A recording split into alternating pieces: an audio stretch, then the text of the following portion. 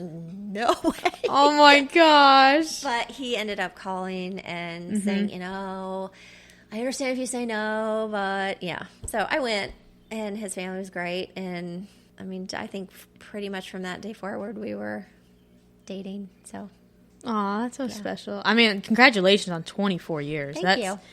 I don't know if it's just my age or if it's kind of like a society thing, but it seems like that's not happening as often. Yeah. And it's sad.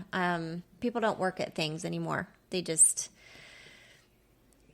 hit a bump in the road, and they're like, well, I don't know if we should, go forward. And right. It's just, I don't know. We really took our vows seriously, and he's really good at marriage.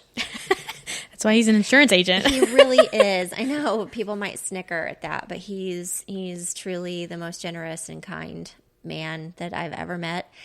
And he's stuck by me through a lot, and I'm a lot to deal with. So, and he can be a lot to deal with for sure. But he has stuck with me, and he's loved me unconditionally. And I tell people all the time, I'm like, if it wasn't for, there's sometimes I give 110% and he's not giving that much. And there's times that he gives, 110%. And,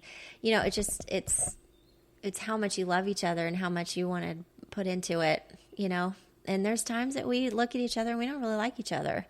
That reminds me of something my mom actually said pertaining to my dad. Yeah. She says, I may never like your dad, but I will always love your dad. Yeah.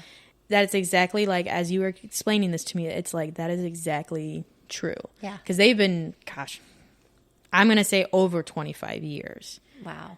Maybe that's a good 28 to 30, I would say. I'm not sure. But yes, like, I think that's something people aren't realizing now. And it's something that I truly want. It's truly hard work. I think people really think when they get married that it's roses and unicorns, and nothing's ever going to, we were married now. And it's like, and it goes away. A lot of work. Yeah. I mean, it's a lot of work. And there's like, for example, he finds things that I need. So I think that my love language, I don't know if anybody knows about that, but there's 5 love languages. There's been a book written about it and stuff. One of mine is acts of service. He went to the grocery store today, brought home food that we need for the next couple weeks. And I didn't even know he was doing it.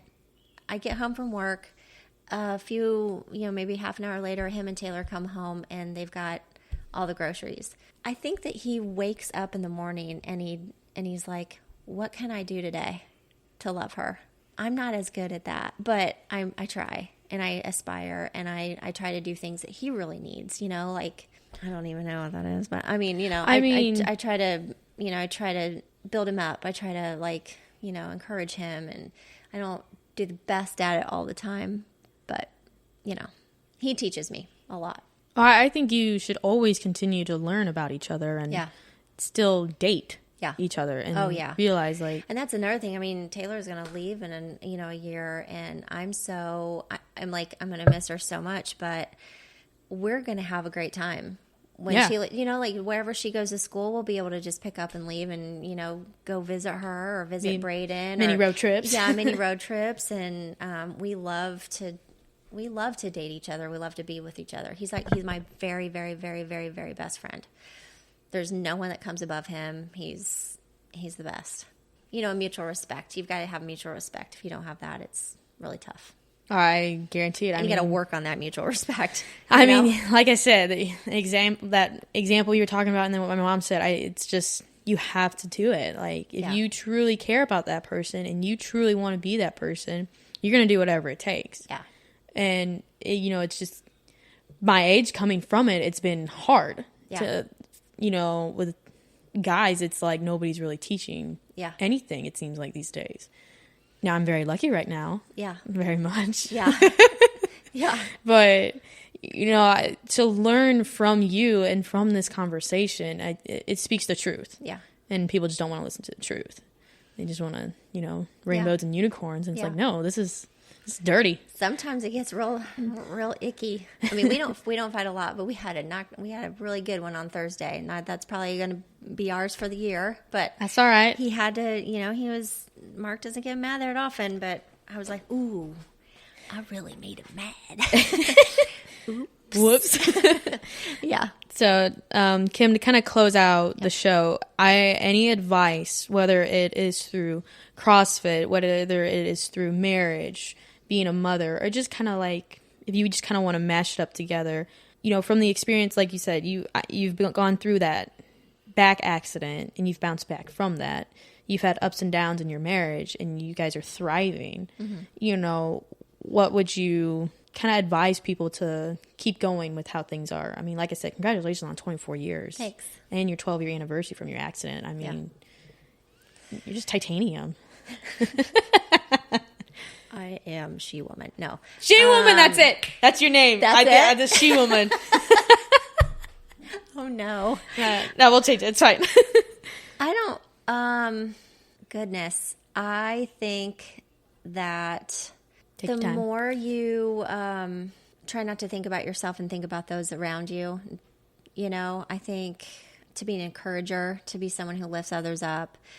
I know a lot of times it's hard with CrossFit because we're all, I mean, most of us are like super competitive and we just want to do our best. And we do. I mean, even though we're friends, I like to beat you. I mean, it's pretty cool. If it's bench, push-ups, dips, I'm out. 100%. I'm bowing down to you. Like, I bow down to Kim Gossard on all of those movements. That's it. I'm done. I'm out. Well, I bow down to you to snatches, muscle ups. Oh gosh, it just goes on and on and on. But I just think to try not to take yourself too seriously. And one thing that I'm really, really, really bad at is I'm super hard on myself. And I think that I've realized that I'm kind of a perfectionist. And when things don't go right, I'm not right.